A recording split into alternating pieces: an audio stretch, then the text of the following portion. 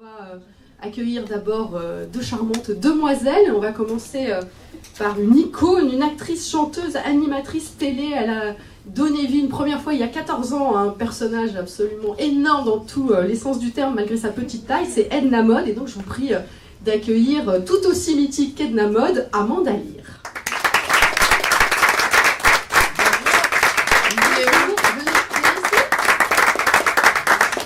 Bonjour tout le monde.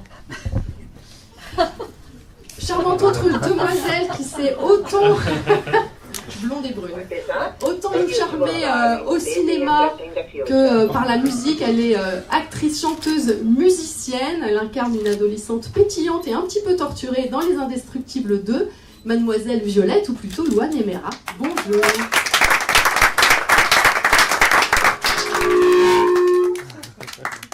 Et last but not least, comme diraient les Américains, un acteur avec un grand A, une gueule de cinéma, un charisme inégalé, une certaine idée de la sexitude et de la virilité, mesdames et messieurs, le magnifique Gérard Lanvin.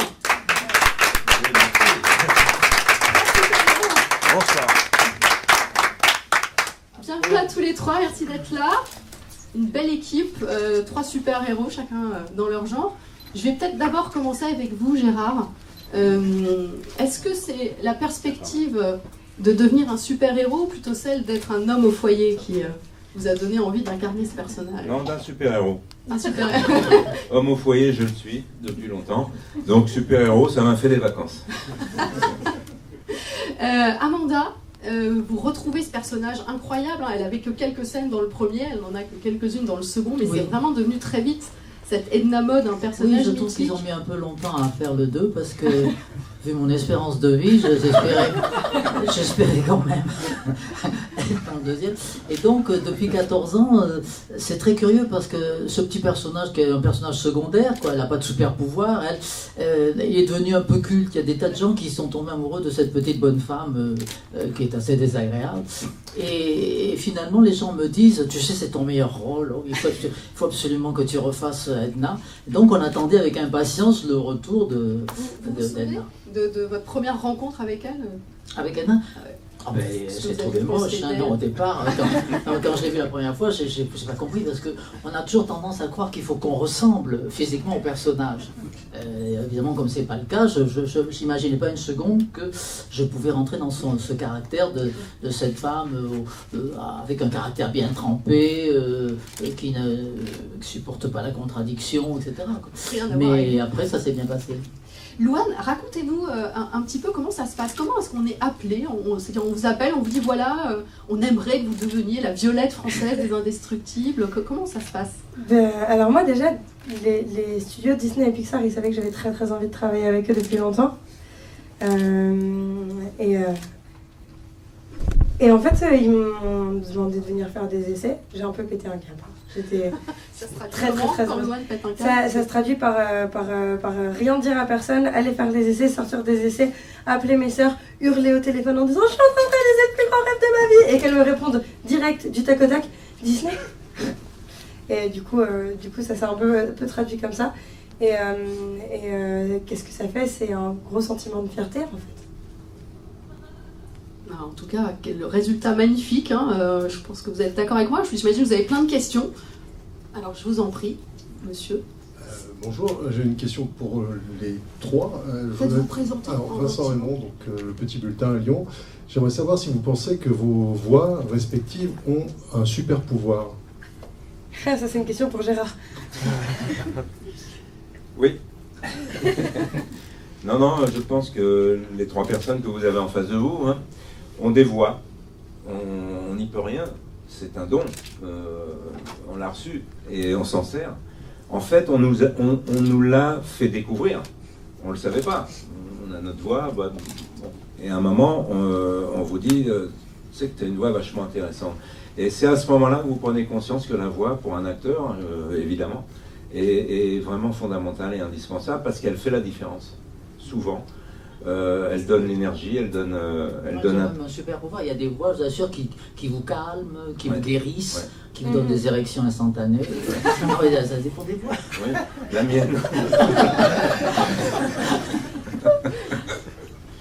Non, Non mais d'ailleurs c'est pas étonnant, enfin, vous êtes quand même trois voix très reconnaissables, il y a 2 personnes qui chantent, même Gérard, vous êtes essayé à la chansonnette, on s'en souvient tous. Hein.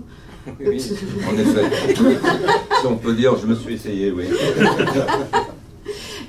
Louane, vous aussi, comment justement vous êtes rendu compte du pouvoir de votre voix? Qu'est-ce qu'elle fait votre voix auprès des vôtres et de votre public? Elle apaise? Ouais, moi après c'est différent parce que j'ai vraiment commencé par la musique. Donc j'ai commencé par chanter parce que j'aimais ça. J'ai pas vraiment compris tout de suite ce que ça pouvait faire.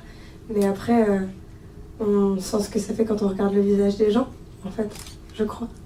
Je crois que c'est ça, moi, que je capte, en fait. D'autres questions? J'aimerais savoir si vous avez l'impression qu'en vous, il y a vous êtes indestructible d'une façon ou d'une autre. Est-ce que vous avez un côté indestructible chez vous? Moi, je pense que... Moi, je vais répondre direct, oui, parce que on vit dans une société où facilement on essaye de nous détruire, hein, avec les problèmes, les envies, les jalousies, les rivalités, les problèmes quotidiens, etc. Donc on pourrait très facilement se laisser détruire, ce qu'on appelle le burn-out, je sais pas.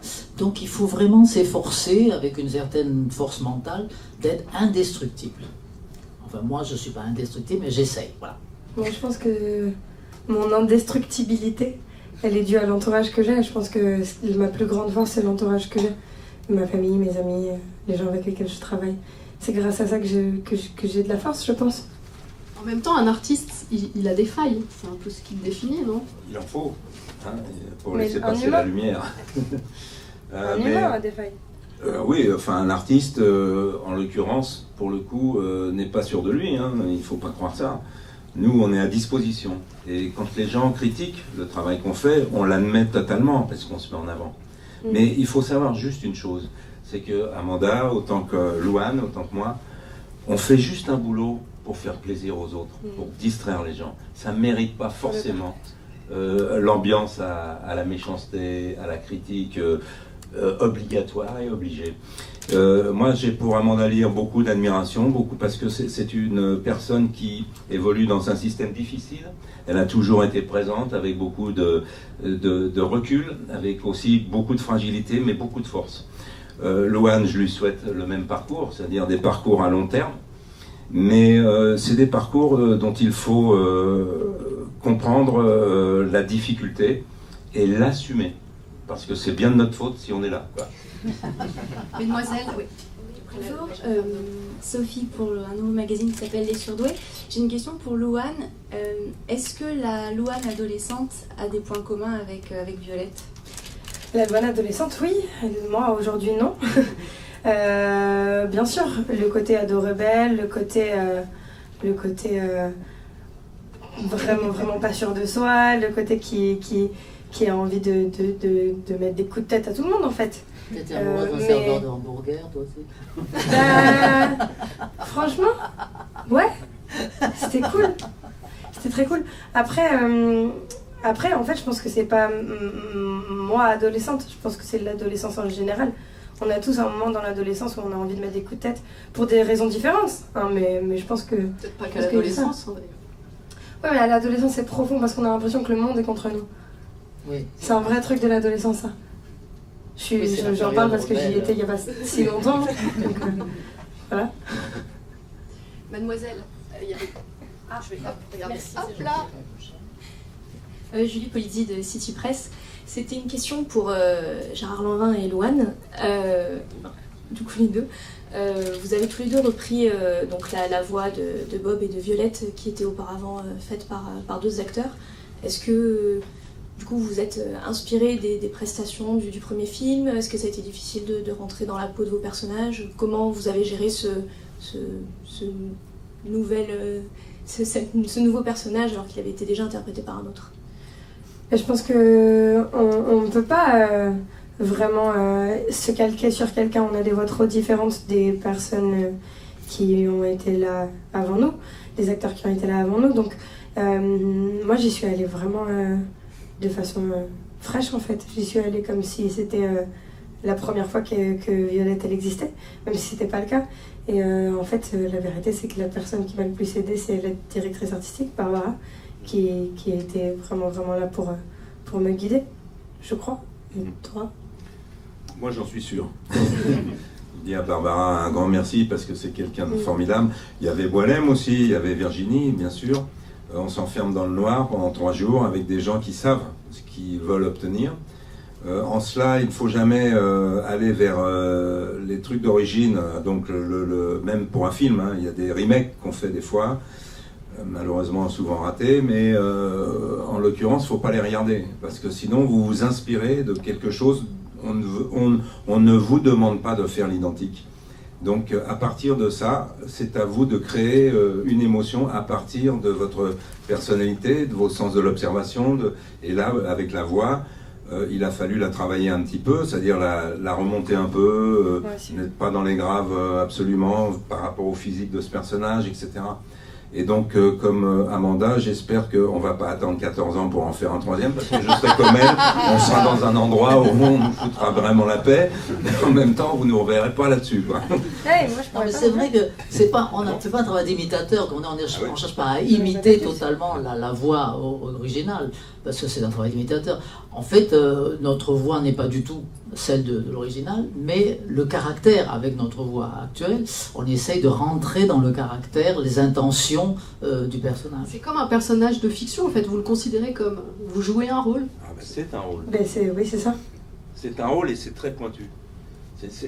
Il est plus facile, pardon, excuse-moi, il est plus facile de faire un rôle au cinéma, parce que là, vous devez contrôler l'image, vous devez contrôler le texte, c'est-à-dire le rythme aussi. Ah oui, vous devez contrôler tout ça sans jamais avoir eu le moindre contact avec le truc. C'est-à-dire que c'est le mardi, on vous dit, voilà, on le fait mardi, mercredi et jeudi.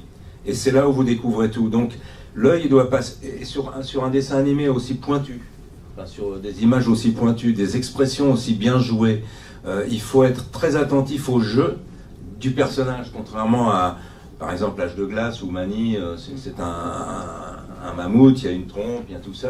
On travaille qu'avec les yeux. Là, il faut travailler avec les mouvements de lèvres, les machins. C'est un gros travail d'acteur, enfin de comédien, pardon. Et surtout, on n'a pas, comme au théâtre, des mois de répétition avant pour entrer dans le personnage, etc. Là, c'est immédiat. Il faut tout de suite être dans le rôle. Il faut être bon dans les premières prises. Monsieur ? Bonjour, Olivier Boin, groupe Centre France La Montagne.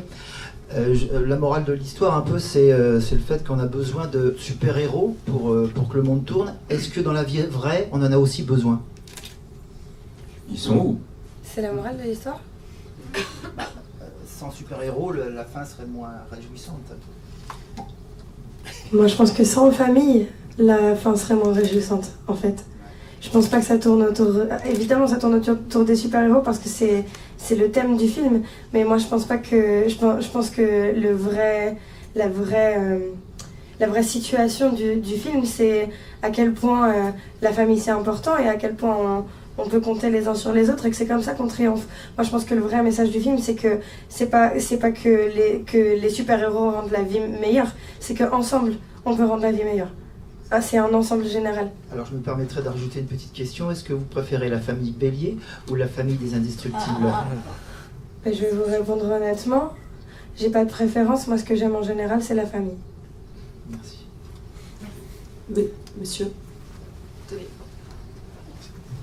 Oui, pour revenir sur ce que disait Gérard Lanvin, est-ce que quand vous jouez comme ça des voix, par rapport à un rôle, disons, où vous jouez avec votre corps, etc., vous avez le sentiment d'avoir plus ou moins de contraintes et plus ou moins de liberté? Est-ce que vous êtes tenu davantage à coller au personnage tel qu'il est, que vous avez à l'interpréter? On a plus de contraintes, ça c'est clair, parce qu'au cinéma on vous laisse... alors il y a deux façons de travailler au cinéma, il y a comédien et acteur, hein, c'est pas du tout les mêmes choses. Les acteurs travaillent avec leur personnalité, leur filtre, etc. Les comédiens ont eu besoin d'apprendre tout ça. Bon, ça, c'est chacun son histoire. Il y a des aptitudes ou pas à avoir dès le départ. Et pour le dessin animé, il n'y a pas d'aptitude à avoir. Je veux dire, le problème, il y a une technicité à comprendre. Et après, il faut avoir le sens du jeu par rapport à ce qu'on vous propose de jouer. C'est assez difficile, en fait, par rapport au métier d'acteur devant une caméra. Je pense que c'est plus pointu comme travail.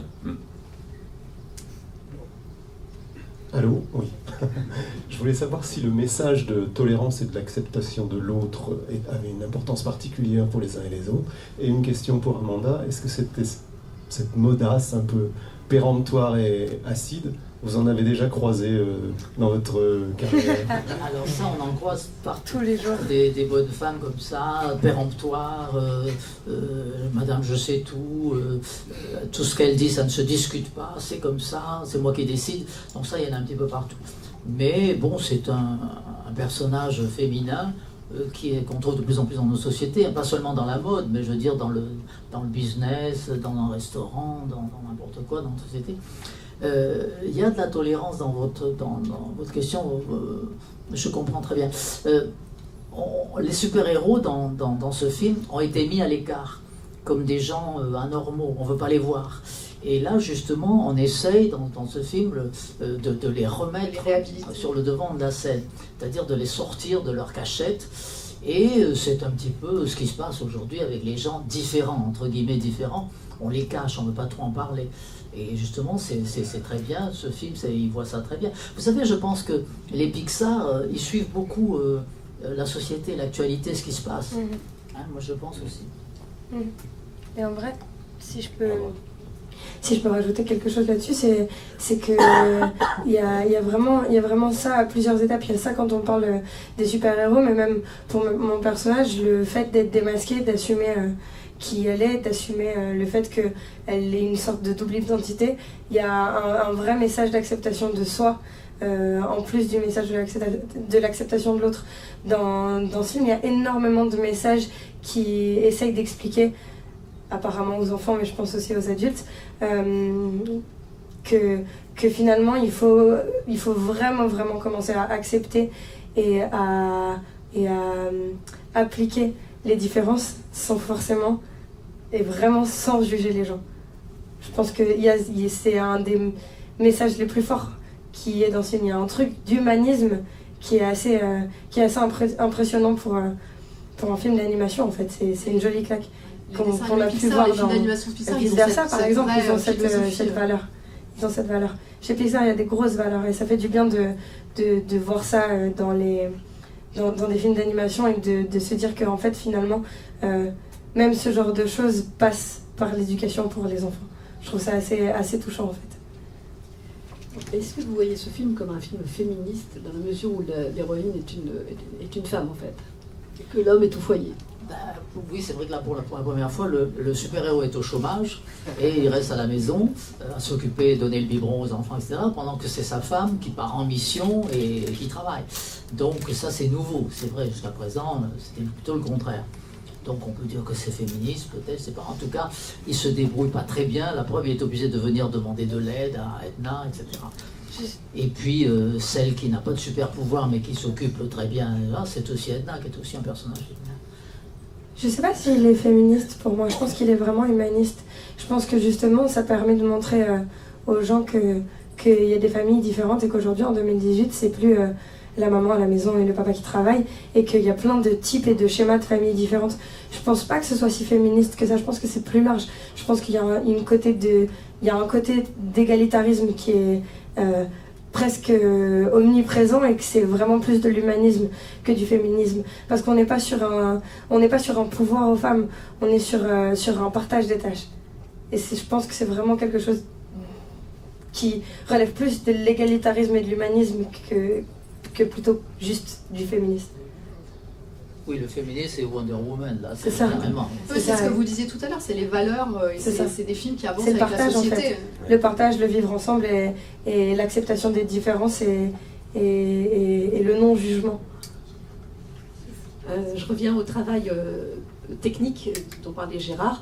J'aimerais savoir, vous trois, déjà, est-ce que vous bougez quand vous faites les voix? Comment ça se passe avec votre corps? Et l'autre question, c'est le travail vocal. Vous dites que vous avez travaillé votre voix, notamment Gérard, pour atteindre plus les médiums que les graves. Est-ce que vous pouvez donner 2-3 trucs pour avoir accédé à ce travail-là? Alors, il n'y a pas de truc particulier. Il y a un travail qu'on fait ensemble, en équipe, avec Barbara, Boilem, Virginie. On arrive à trouver le ton exact au bout d'un moment.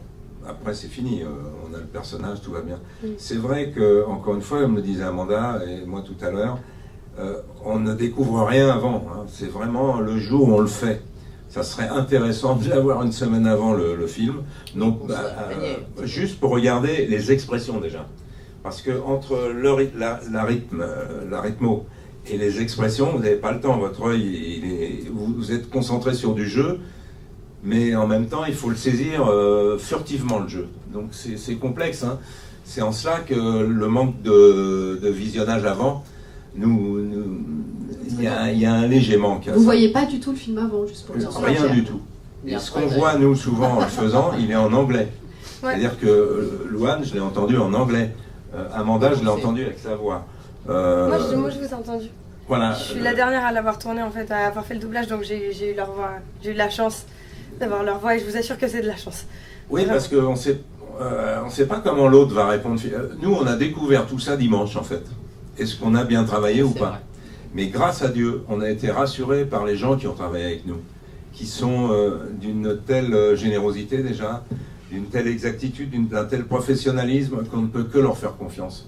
Et parce qu'ils savent faire en sorte qu'on puisse leur faire confiance. Ils ont les mots pour ça. Et on a toujours besoin d'un taulier. Voilà, c'est clair. Dans n'importe quelle situation.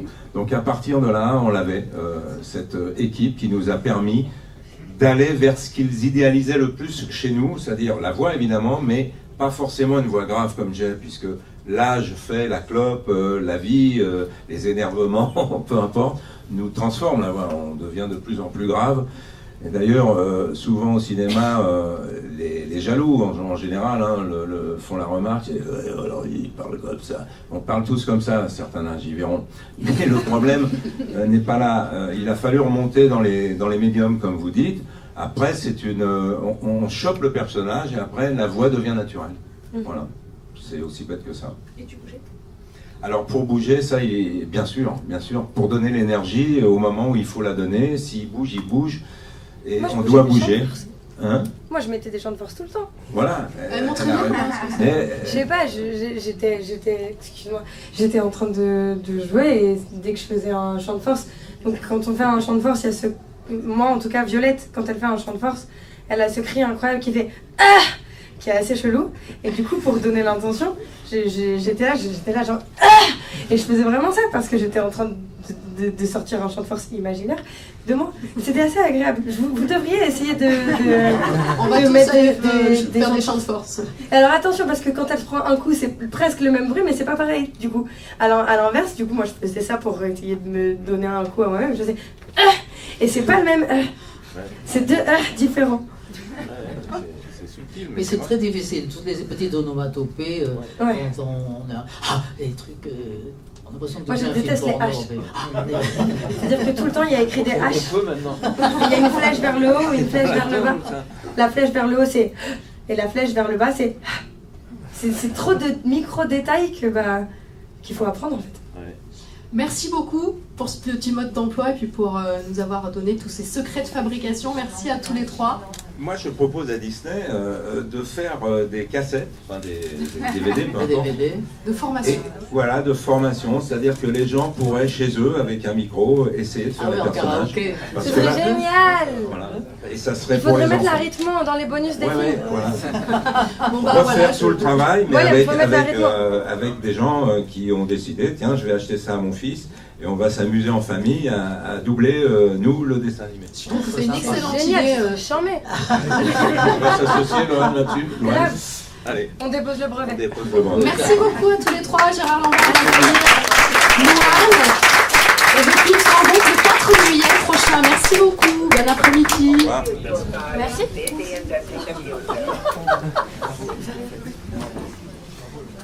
C'est quoi, c'est un téléphone ça? Non, c'est un micro espion.